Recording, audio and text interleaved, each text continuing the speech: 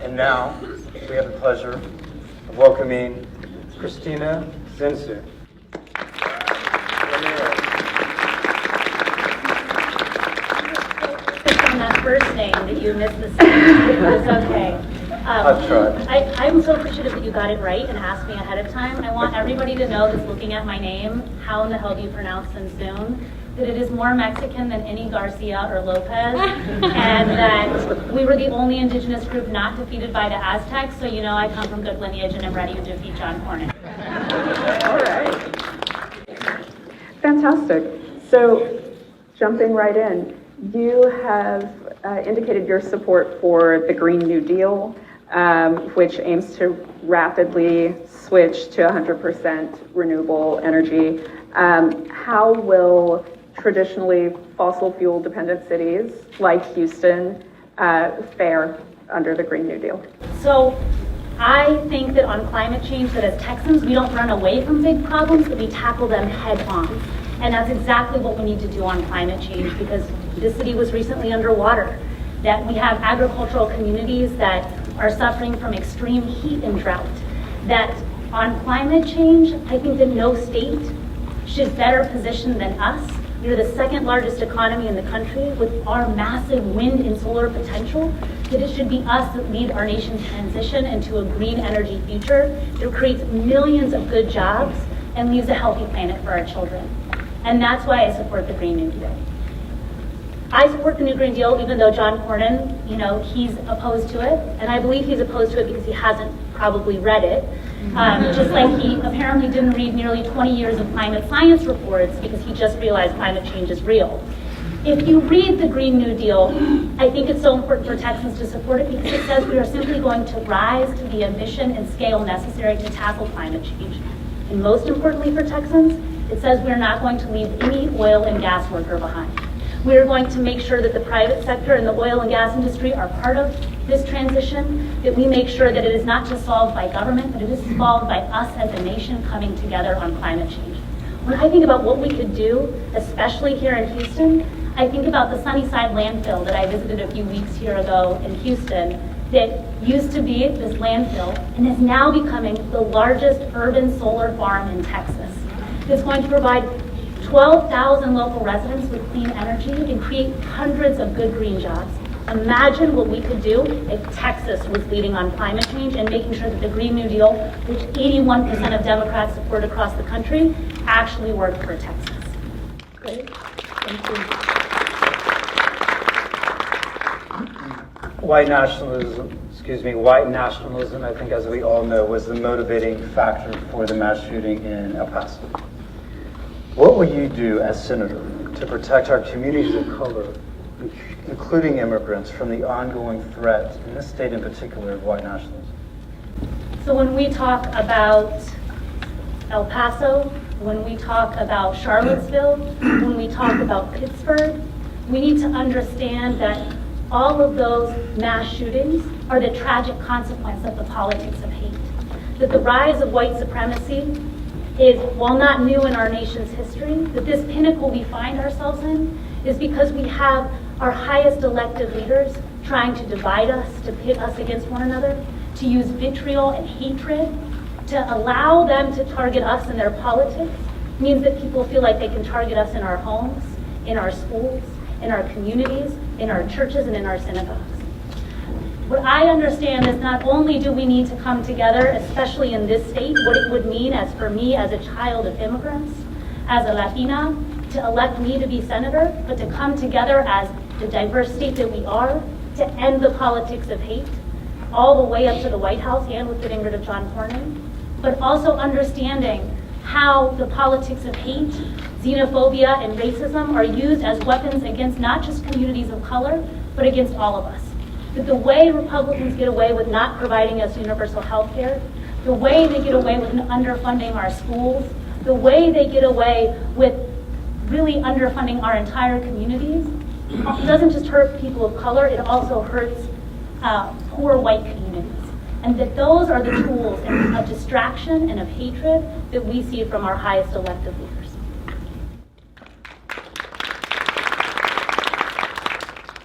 I thought there was an applause coming there.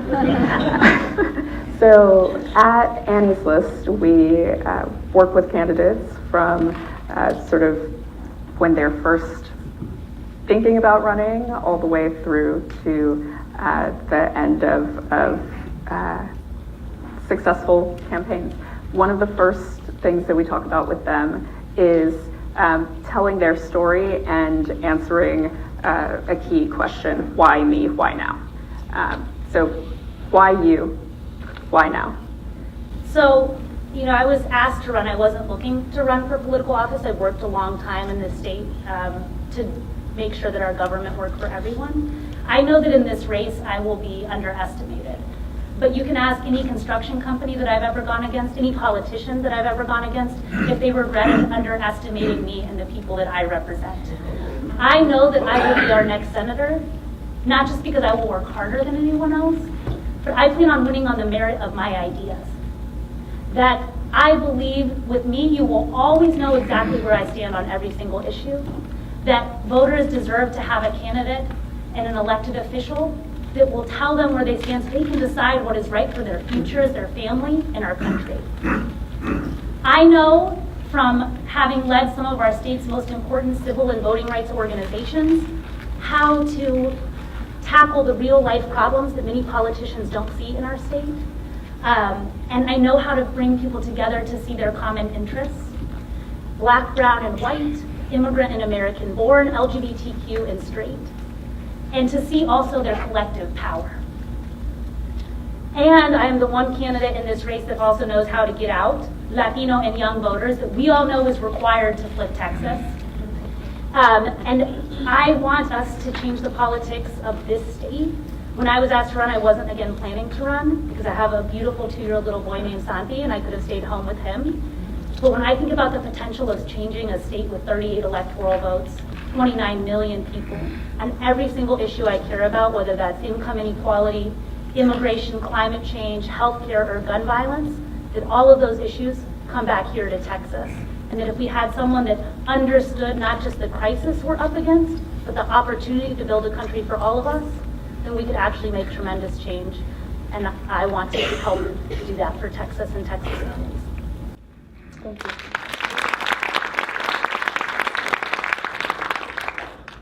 John Cornyn voted, I'm glad everybody's sitting down. John Cornyn voted against the Violence Against Women Act. What's your response?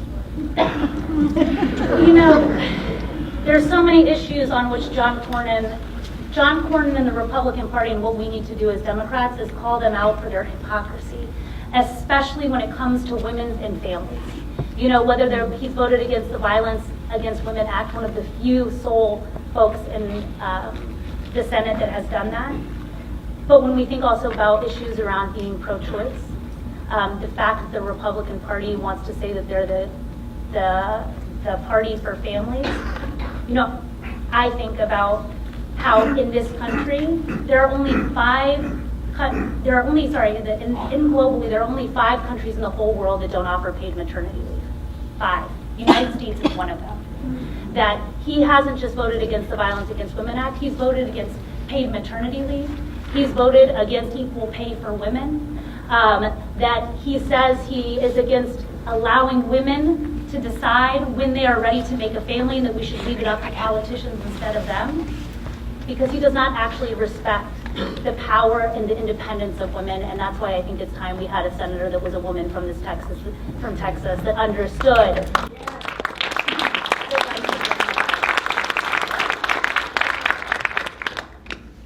I'm going to join in the applause on that.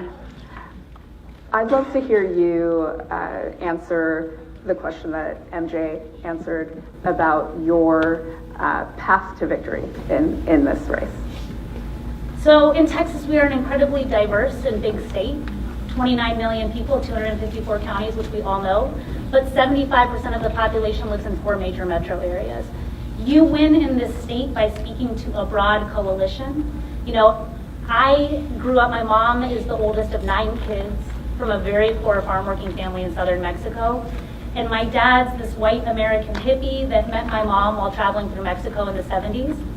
And in fact, my white grandpa who used to live here in Houston, used to say we were purebred Irish Mexican Americans. And as a kid, I knew there was nothing purebred about it, but it taught me and gave me this great gift. That I learned that my Mexican and Anglo families had a lot more in common than we had at odds.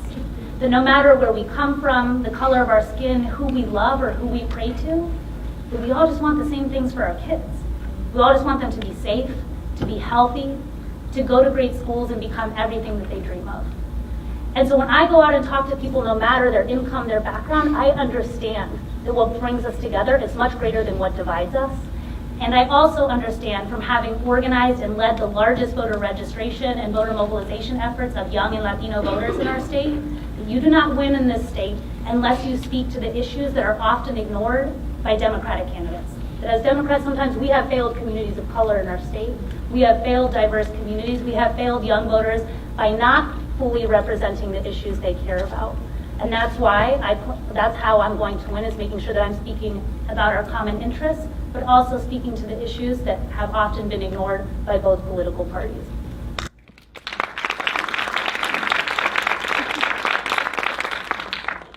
What role does faith play in your life, if any? So, I worked for a long time in the immigrant community. I learned from so many different faith traditions that inform very much how I understand social justice and my role in the world and how we make change. That some of the greatest teachers for me have been lessons about what a radical and revolutionary Jesus Christ was, about how you fought for the poor, for immigrants, about how you were willing to stand up for people that were seen as powerless. I have learned very much from Catholic social justice teaching that informs very much how I do my work, and also understand that every faith tradition brings with it its own unique value set of how you shape the world and your role within it. And so that's very much part of how I see my work and how I live my life every day.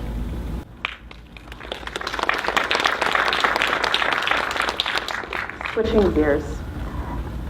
In 2018, each graduate of a Texas university averaged $27,000 in student loan debt. What will you do to improve the $1.5 trillion student debt crisis while making college more affordable and accessible for Texas students? Yeah, so student debt is one of the issues I worked on, where I mobilized hundreds of young people in our state to tackle the crisis of student debt. When I think about tackling the crisis of student debt, I think we also have to make sure that any American that wants to go to college or a trade school can, because it's just sound economic policy.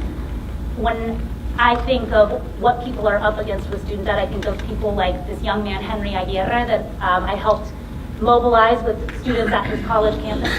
First in his family to go to college at UT Arlington, an electrical engineering student. So excited, his dream of working in technology, but he's afraid he's not going to be able to finish because of the rising cost of tuition and the tens of thousands of dollars he's taking on in student debt right now. We need to make sure that he finishes, not only for the benefit of him and his family, but for our entire state's economy. Right now, the average Texas student is graduating $27,000 in debt for their undergraduate degree in our state. And 1 in 5 Americans are in default on their student loans. That number is expected to shoot up to 40% by 2023 are going to be in default on their student loans across the country. It is the next big economic crisis that our country is going to face, and that's why I support canceling student debt for millions of Americans and making sure that if you want to go to a community college or a public university, that you can do so tuition free. Because I know the best way we build a strong economy is by investing in our most important asset, which is our people.